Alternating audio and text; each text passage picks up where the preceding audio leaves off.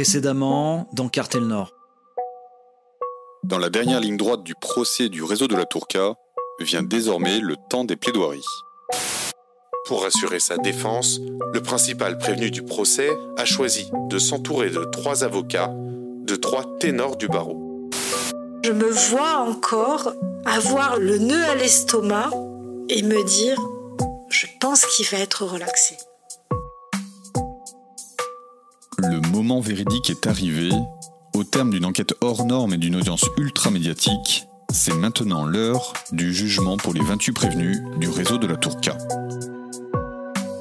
Une décision qui fera date, car pour la première fois à Marseille, tout un réseau de trafic de drogue, des petites mains aux décideurs, est jugé à la barre d'un tribunal. Mais après les débats, le doute persiste. Est-ce que Nordine Achouri, le chef présumé de cette organisation criminelle, va être condamné par la justice? Bienvenue dans la 4e saison de Cartel Nord, plongé dans les coulisses d'un procès hors norme. Un podcast original, La Provence. Épisode 5, l'heure du jugement. Mercredi 7 octobre 2015, après 3 années d'enquête, 1 an et demi d'instruction et 3 semaines d'audience, c'est désormais l'heure du délibéré dans le procès du réseau de la Tourka. Dans la 7e chambre du tribunal correctionnel de Marseille, la tension est palpable, l'attente interminable. Public, journalistes, avocats, procureurs et surtout prévenus vont bientôt connaître la décision des juges. Nous sommes à nouveau dans un temps fort du procès, parce que ce procès est emblématique, parce que la presse l'a suivi, elle s'en est fait l'écho quotidiennement. Bruno Rebstock est l'un des 3 avocats de Nordine Achouri. Et donc forcément qu'il y a, au moment du prononcé du jugement, beaucoup de monde à nouveau, beaucoup de presse, beaucoup de public, et puis beaucoup d'avocats. Tous les avocats sont là parce qu'évidemment, c'est le dénouement alors j'allais dire d'abord de ces journées d'audience, mais aussi le dénouement pour beaucoup de mes confrères qui suivaient ce dossier depuis longtemps, d'un temps d'instruction qui a été long. Donc bien sûr qu'il y a une ambiance tout à fait particulière, et puis les enjeux sont pas anodins. C'est au moment de la décision, au moment du délibéré que tout se fixe. Pascal Yongo est l'avocat de l'une des nourrices. Et c'est un moment très particulier, le moment d'un délibéré devant le tribunal correctionnel lorsqu'il y a beaucoup de monde, parce qu'il y a une tension palpable. Les policiers sont là, présents dans la salle d'audience. Il y a ceux qui, en gros, ont prévu peut-être le sac pour rentrer dormir en détention, au Baumette ou à Luynes. Les familles sont là, en attendant les décisions. Il y a ceux qui sont dans le box, qui sont déjà sous les verrous, qui ont peur d'y rester longtemps, qui espèrent aussi pouvoir en sortir. Il y a ceux qui arrivent libres et qui, au gré d'un mandat de dépôt, pourraient dormir le soir même en détention. Et donc c'est un moment dont le retentissement psychologique est très fort. L'enjeu pour les 28 prévenus est donc énorme. Si pour certains la prison semble inéluctable, pour d'autres, la relaxe est envisageable. C'est notamment le cas pour Nordine Achouri, désigné depuis le début de l'enquête comme le chef du réseau de la Tourka. Le prévenu peut encore croire à son acquittement. Un possible coup de théâtre judiciaire que redoute particulièrement la procureure Isabelle Cando. Oui, je me rappelle. Je me rappelle bien, de l'angoisse qui monte, où je dis à mes collègues, de toute façon, je vais avoir la relaxe de Nono, c'est catastrophique, À 14h, ce mercredi 7 octobre, la sonnerie du tribunal retentit. C'est enfin l'heure du délibéré. Le public prend place, la salle d'audience est pleine à craquer, la tension est à son comble. Arrive alors la présidente Anne Tarelli, accompagnée de ses 2 assesseurs. L'audience est ouverte, vous pouvez vous asseoir. Des nourrices aux guetteurs en passant par les vendeurs, la juge appelle un à un à la barre les 28 prévenus et annonce les premières peines. Une relaxe totale est prononcée. Des relaxes partiels sont notifiés, mais pour les autres prévenus, les peines sont plus sévères, jusqu'à 2 ans de prison ferme pour l'une des nourrices et 6 ans pour l'un des principaux lieutenants du réseau. Puis vient le moment que tout le monde attend, l'annonce de la décision concernant Nordine Achouri. Le patron de la Tourka, le chef du plus grand supermarché de la drogue de Marseille, Nordine Achouri, est condamné par la juge Anne Tarelli à 8 ans de prison ferme. Alors, comment la présidente Anne Tarelli a pris sa décision? Sur quels éléments se repose-t-elle pour condamner ainsi Nordine Achouri? Dans son jugement, elle précise ses motivations et commence par le train de vie du trafiquant, considéré comme totalement disproportionné par rapport à ses revenus déclarés. Deuxième motif de condamnation, Nordine Achouri vit d'après la juge selon les codes du grand banditisme, comme elle l'explique dans son jugement, lu par une journaliste de la rédaction. Les activités illicites de Nordine Achouri sont menées à haut niveau de responsabilité et de banditisme. Pour cela, il s'emploie à devenir insaisissable, voire invisible depuis plusieurs années. Déjà, en 2010, il brouille son identité lors de séjours en Espagne. Il change de ligne téléphonique portable environ toutes les 3 semaines. Troisième motif de condamnation, la proximité de Nordine Achouri avec l'un des prévenus, identifié par l'enquête comme étant l'un des hauts responsables du réseau de la Tourka. Car sans preuve matérielle directe contre Nordine Achouri, ce lien entre les deux trafiquants est pour la juge l'élément clé pour le condamner. Enfin, c'est précisément en raison de sa proximité avec un prévenu surnommé Boudère, qui ne tire ses ressources que du trafic de stupéfiants, que l'on peut déduire avec certitude que les liquidités dont bénéficie Nordine Achouri lui-même ne peuvent provenir que du trafic de stupéfiants. Et le lien direct entre le réseau de stupéfiants et lui est établi tant par l'implication de son lieutenant dans le réseau que par la répercussion dans les comptabilités relatives aux ventes de stupéfiants de l'activité de Nordine Achouri. Ces faisceaux d'indices sont donc autant d'éléments suffisants pour la juge pour condamner Nordine Achouri. Il résulte incontestablement de ces éléments que Nordine Achouri est le patron ou l'un des patrons du réseau de la Castellane.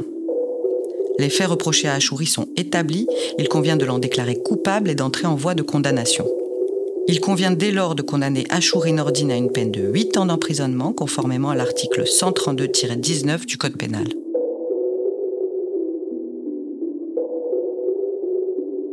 Après 3 semaines d'audience, d'omerta, de débats, l'annonce de ce jugement suscite ainsi diverses réactions, désillusion pour les uns, ce délibéré est un véritable soulagement pour les autres. Après des heures et des jours d'angoisse à l'idée d'une possible relaxe de Nordine Achouri, la procureure Isabelle Cando peut souffler.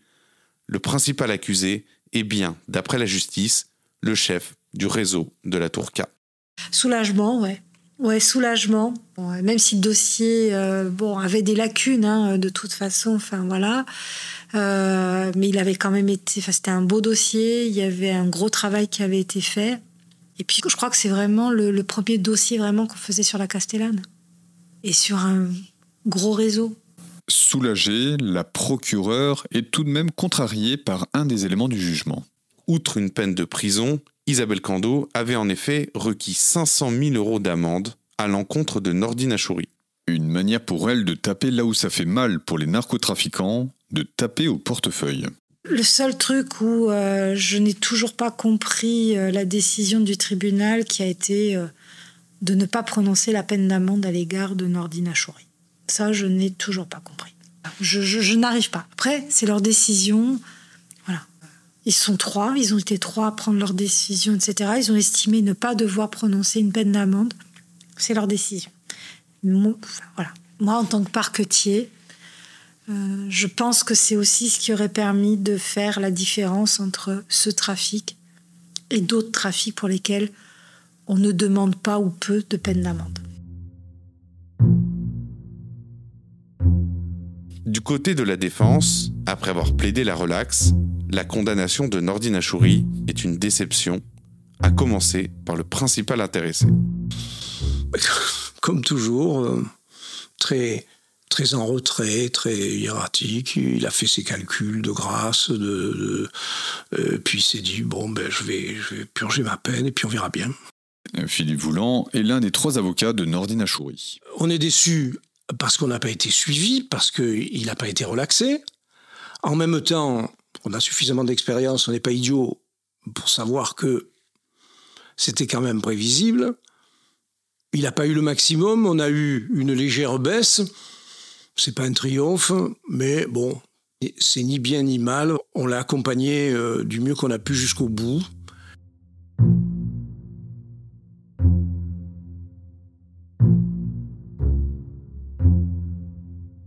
Et voilà, et on est allé le voir, il a dit qu'il ne faisait pas appel. Bon, on ne l'a pas encouragé à faire appel, parce que la cour d'appel, il n'y avait aucune raison pour que ça se passe mieux, et ça pouvait se passer plus mal. Donc, on est resté comme ça, voilà. La décision a été prise de ne pas contester par la voie de l'appel la décision qui a été rendue. Bruno Rebstock est l'un des 3 avocats de Nordine Achouri. C'est l'analyse que nous avons fait, qui est celle que j'évoquais tout à l'heure, c'est-à-dire le fait qu'aucune amende ne soit prononcée. Je crois me souvenir, j'ai plus la durée exacte en tête, mais que Nordine Achouri avait déjà effectué une assez longue période de détention provisoire, et que vous savez, très souvent, les juges devant la cour d'appel, ou plus tard, lorsque quelqu'un a une nouvelle affaire, disent « Mais monsieur, c'est étonnant, vous disiez être innocent et vous n'avez pas fait appel ». Bon, ce qu'oublient peut-être les juges parfois, c'est que nous avons une réflexion, j'allais dire, très terre-à-terre peut-être, très concrète, c'est que faire appel, on fait vite des calculs. Nordine Achouri pouvait entrer assez rapidement, j'allais dire, dans une perspective d'aménagement de peine, et que se lancer dans un appel qui présentait quand même malgré tout le risque de se voir condamné à la peine maximale de 10 ans, de voir peut-être prononcer contre lui une peine d'amende significative, tout ça aurait évidemment retardé l'échéance, en tout cas l'horizon d'une mise en liberté. Donc c'est certainement ces éléments-là qui ont conduit Nordine Achouri à décider d'accepter la décision qui avait été rendue, sans pour autant par là même se reconnaître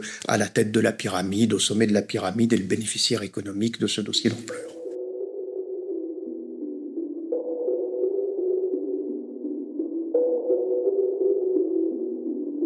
Ainsi se termine ce 7 octobre 2015 le procès du réseau de la Tour K. Après 4 ans d'enquête, 3 semaines d'audience, les principaux membres de cette organisation ont été jugés et condamnés. Un procès hors norme, symbole d'une réponse ferme de la justice face au narcotrafic.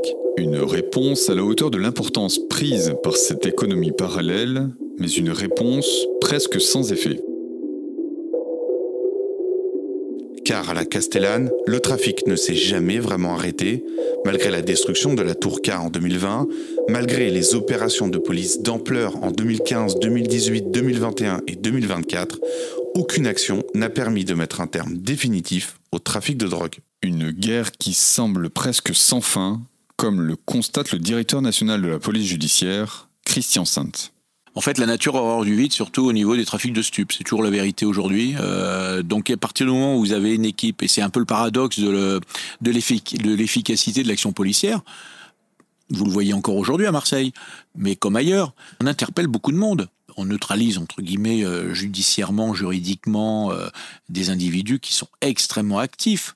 Et dès que vous affaiblissez une équipe, vous en avez une autre qui cherche à reprendre la main dessus. C'est une entreprise, mais ce n'est pas une entreprise, ce sont des entrepreneurs. Malheureux de prendre ce terme-là comme ça, parce qu'évidemment, ce sont des entrepreneurs du criminel.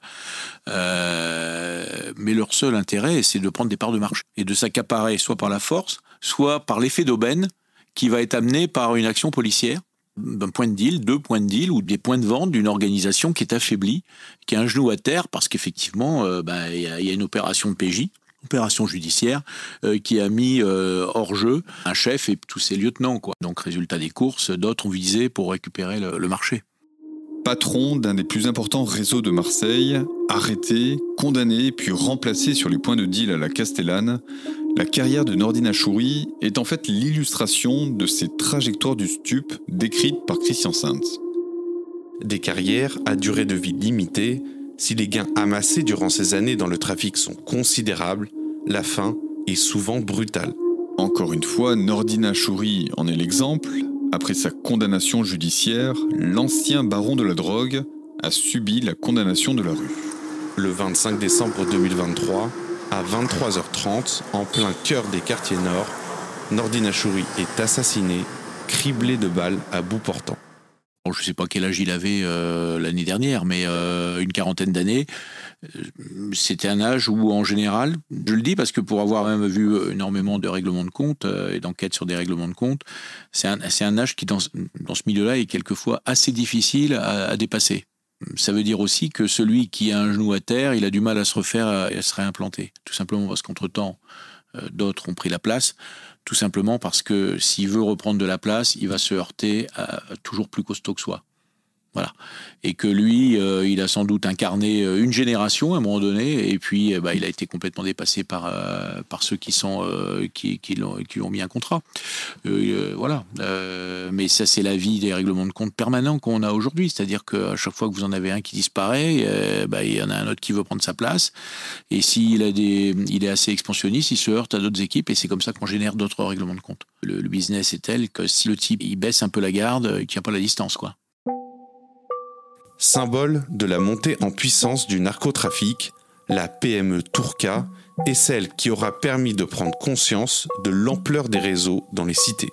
Des réseaux de plus en plus structurés, organisés, professionnalisés, désormais plongés dans une spirale qui semble sans fin. Un véritable défi pour la justice et le combat d'une vie pour l'ancien président de la 7e chambre du tribunal correctionnel de Marseille, Patrick Ardide. Tour à tour juge d'instruction, président de tribunal et magistrat honoraire à Marseille, découvrez dans le 6e et dernier épisode de la 4e saison de Cartel Nord les confessions inédites d'un juge face au narcotrafic. Un nouvel épisode de Cartel Nord chaque mercredi sur les plateformes d'écoute habituelles. Cartel Nord est un podcast original La Provence. Retrouvez tous les autres podcasts sur laprovence.com.